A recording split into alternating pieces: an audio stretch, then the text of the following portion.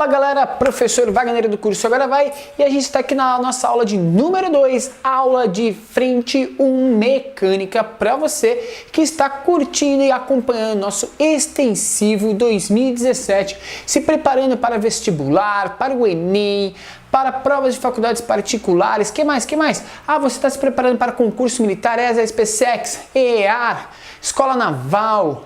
Gente, todas as escolas, todas as carreiras, você tem que passar por aqui para aprender física, certo? Menos desculpa, mais resultados. Vem com a gente, vencer sucesso!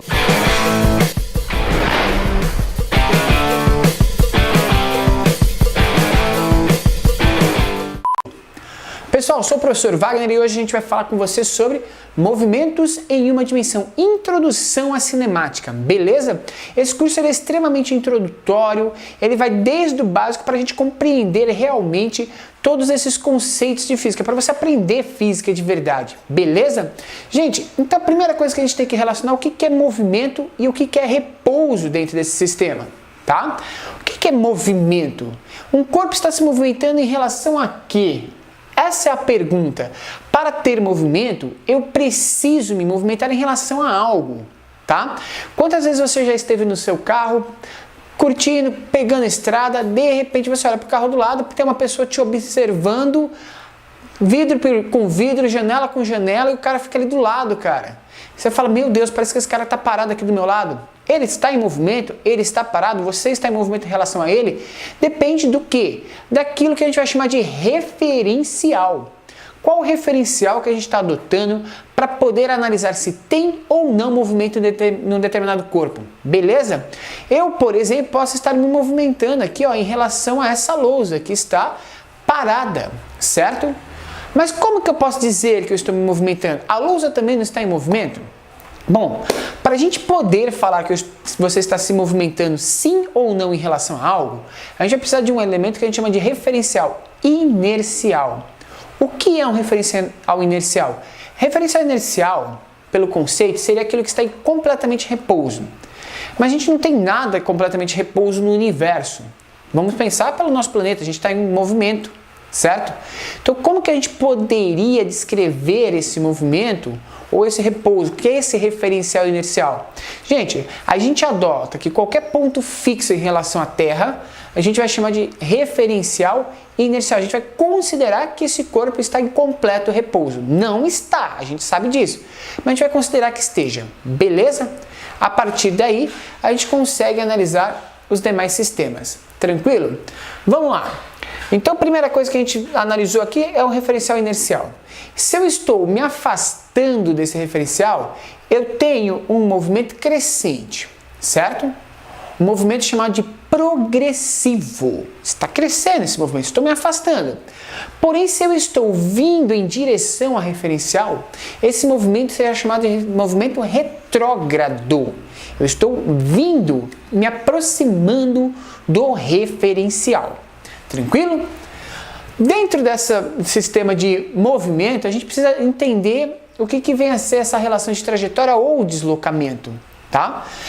Trajetória é o espaço real que você vai fazer, ele é escalar, ele não tem grandeza vetorial nenhuma, ele é escalar, e é o movimento real que você está fazendo. Porém, quando eu te pergunto a distância entre um ponto e outro em qualquer lugar do mundo, você sempre vai pensar nisso como se fosse uma reta, certo?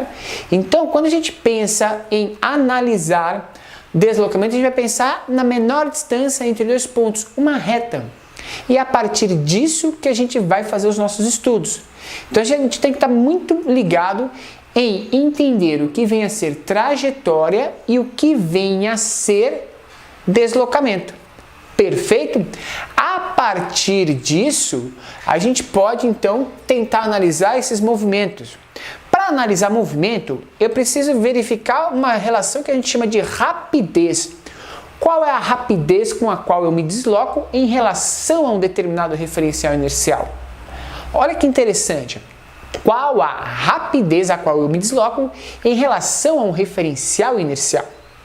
Para a gente poder analisar essa relação de rapidez, a gente vai fazer o seguinte, presta atenção.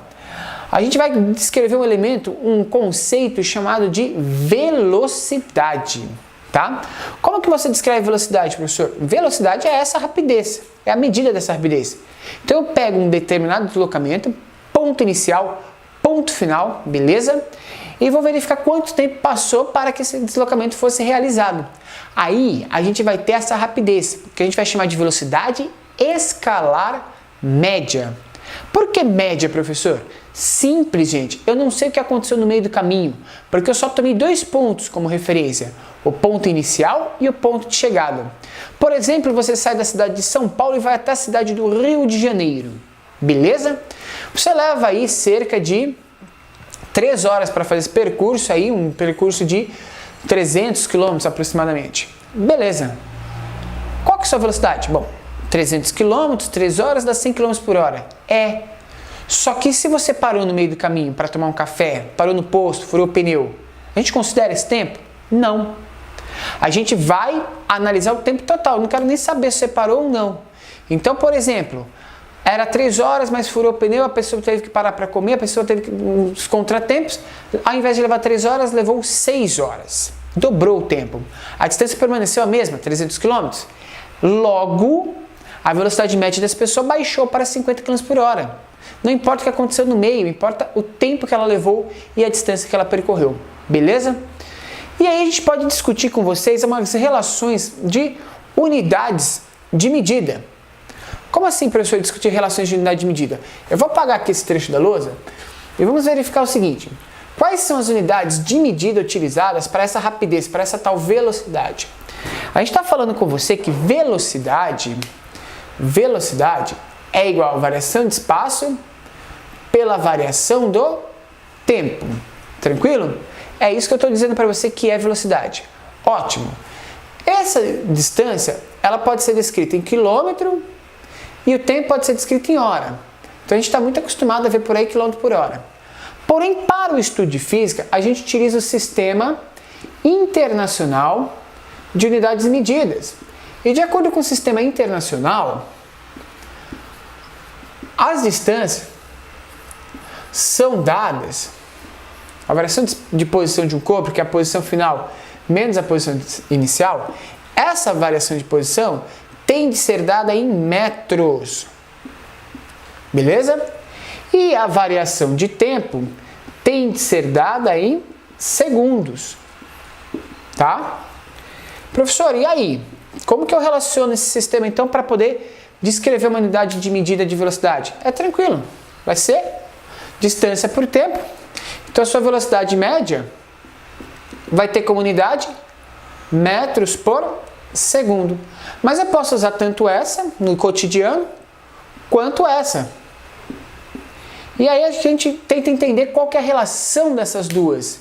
Qual que é a relação da primeira com a segunda? Como que a gente relaciona esses elementos? Qual que é a interação? Como que a gente faz para estudar isso? É simples, galera. A gente vai fazer o seguinte, ó. Vem comigo. A gente vai fazer a seguinte relação. Presta bem atenção comigo. Para relacionar esses dois elementos, a gente vai fazer o seguinte. 1 km por hora equivale a 1.000 metros percorridos em 3.600 segundos. Faz a conta aí, né? 1 hora são 60 minutos, onde cada um desses 60 minutos tem 60 segundos. Então isso aqui vai dar 3.600 segundos. Beleza? Então, ótimo. A partir disso, eu posso dizer então que 1 km por hora, ele é uma fração da grandeza metros por segundo. Ok? Por isso que a unidade que você vai ter em km por hora vai ser